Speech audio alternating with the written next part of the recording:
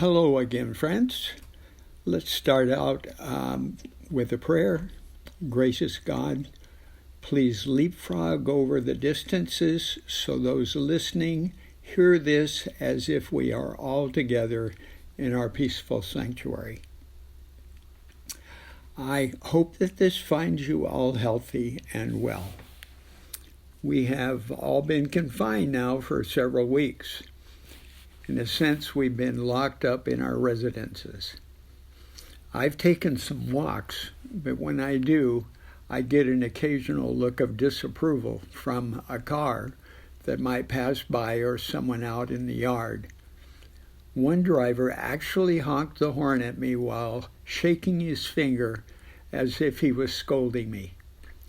I admit I did feel a little sheepishly, but the need for and the enjoyment of the walking was much stronger and more important than a scolding finger. Most of us can remember when young being held at home due to having the mumps, scarlet fever, chickenpox, or one of the other childhood illnesses. Those lasted until we felt good and were ready again to do our outside thing. Being healthy and confined, though, is another thing, because we feel energetic and penned in. Being held in while healthy is more like when we were kept in because of being disciplined. We had done something wrong and had to stay in our rooms or in the house because we didn't come in when we were supposed to. We all had times we were supposed to be back to the house, and when we weren't, we got penalized. Staying in because we might contaminate someone or be contaminated, that's another thing again. In biblical times, someone with leprosy had to verbally announce to anyone around, "Unclean, unclean." This was so others could keep away from them. With the coronavirus able to be present without showing symptoms makes everyone potentially unclean. We are always saying by our distancing, I may have it or you may have it. Everyone is under suspicion until tested, and that may surprise us if we are just asymptomatic. There are some consequences if not conforming to established laws. If under legal physical confinement, like jail or prison, breaking out means more time. If getting up and going out too soon when we've been sick, a reoccurrence could be worse. This is a concern, of course, about lowering the restrictions that are now in place to control the spread of the virus.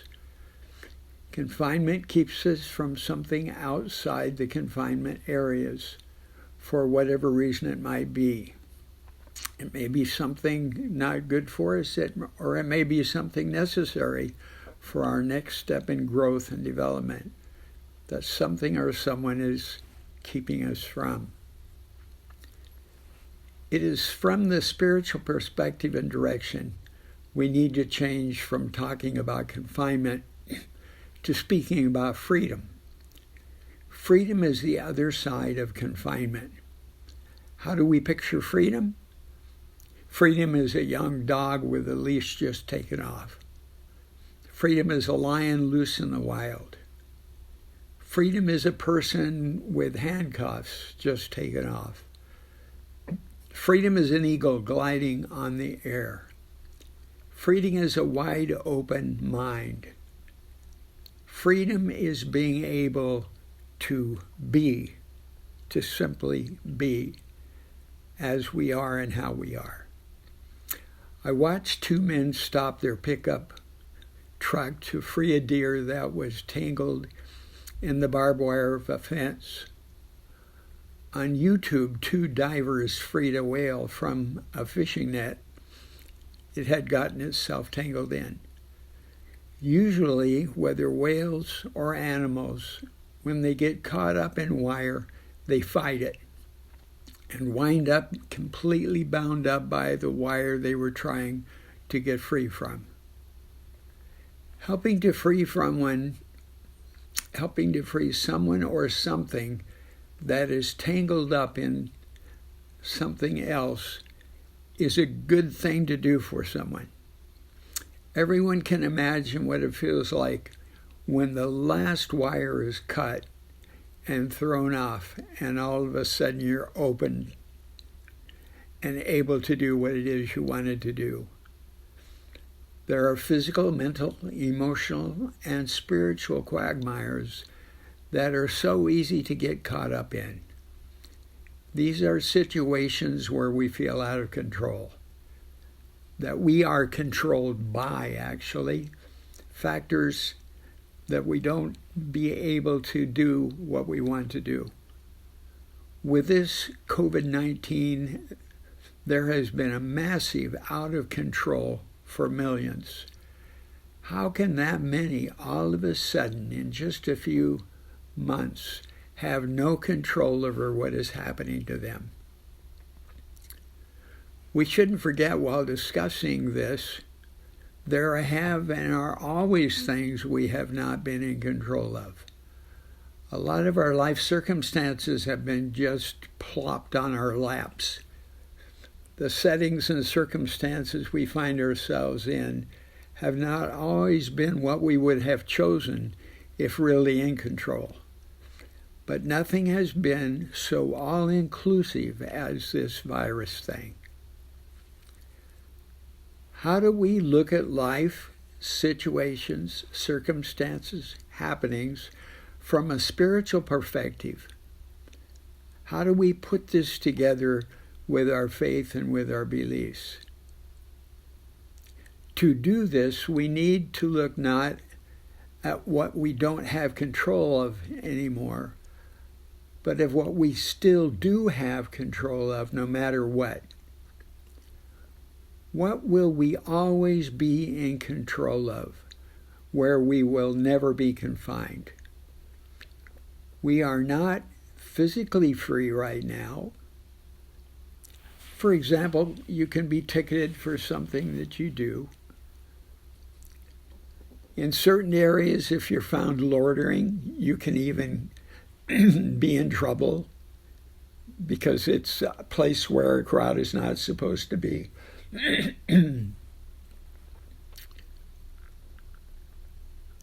There are things that always do, to some degree, keep us bound. While on this physical planet, there will be rules, regulations, and societal expectations that impinge on our doing anything we want to with our bodies. But generally, under normal conditions, most of us think we can go where we would be able to do what we want. We just need the means to be able to do it. Our minds, emotions, and spirituality, on the other hand, can be free without limitations. That is, no limitations but those we impose on ourselves. We are free to choose what we feel, think what we want to think, and explore our deeper soul levels as we wish. No matter where our physical body is, we can be totally free inside our minds, our emotions, and our superconscious with its spiritual dimensions. This is how and why the coronavirus or other crises and catastrophes do not get us. They can knock us down on the outside, but never on the inside. And this uncontrollable outside realm, God uses to do spiritually uplifting things for our eventual benefit. When I was young, my father contracted tuberculosis. It cost him his engineering job, and we moved out to Lancaster for 5 years to live in a dry desert. That 5 years out in nowhere with only a small trailer and an outhouse formed who myself and my siblings became. God used that as the freedom needed to grow and shape us. Right now, many are bogged down in a huge present mess, leading to ramifications and like which have never before be seen by our country. This world is going through it at the same time. But we know something everyone doesn't know. We will be okay. There are such encouraging signs of people becoming more caring, having increased sensitivity to the poor, attention to those barely making it, and the general health and well-being of our main population. While our bodies are in our habitats, our minds and spirits are looking out the windows onto the streets. We can see ourselves out there again, and in the meantime we are free to think what we think about ourselves, our families, friends, and our neighbors. We who are God-seeing, or seeing with God's way of looking at things, have tremendous hope. Turning from considering ourselves confined to seeing all the freedom we have with openness to thought, feeling, and spiritual seeing is such a healthy, inspiring God thing. As we open up to God's presence within and enjoy the quality rewards of God right now, peace, joy, and love are wonderful examples. The surface outer aspect of us may be wanting, but the inner core never lets us down. And so it is.